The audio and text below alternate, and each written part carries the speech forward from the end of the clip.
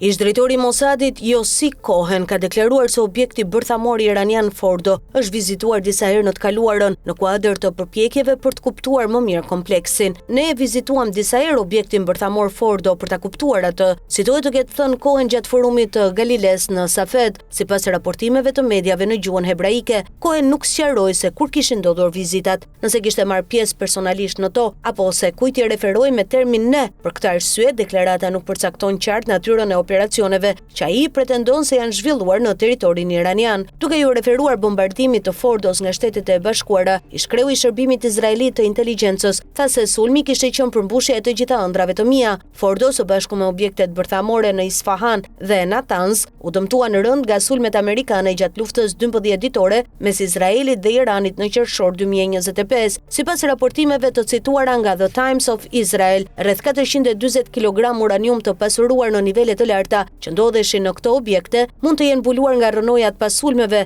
Izraeli ndërkohë vlerëson se Irani kishte transferuar një pjesë të materialit në një tjetër vendodhje të njohur si Pikaksi Mountain. Statusi i saktë dhe vendodhja e materialit bërthamor mbeten çështje për cilat ekzistojnë vlerësime dhe pretendime të ndryshme, shkruan The Times of Israel. Cohen komentoi gjithashtu nivelin e pasurimit të uraniumit nga Irani, duke deklaruar se uraniumi i pasuruar në 60% është ende larg një bombe. Ky është një vlerësim i Cohen dhe nuk përfaqëson një konsensus të padiskutueshëm teknik. Ekspertë të tjerë të fushës, përfshirë David Albright, kanë paralajmëruar se uraniumi i pasuruar në këtë nivel mund të pasurohet më tej deri në nivel të përshtatshëm për armë bërthamore brenda një periudhe relativisht të shkurtër. Megjithatë, pasurimi i uraniumit në nivel armësh dhe ndërtimi i një arme bërthamore funksionale janë procese të dallueshme dhe nuk duhen trajtuar si të barazvlefshme. Deklaratat e fundit nuk janë të parat që ish-kreu i Mossadit flet publikisht për aktivitetet izraelite kundër programit bërthamor iranian. Pak ditë pasi përfundoi mandatin e tij në vitin 2021, Cohen dha një intervistë të pazakontë për emisionin Uvda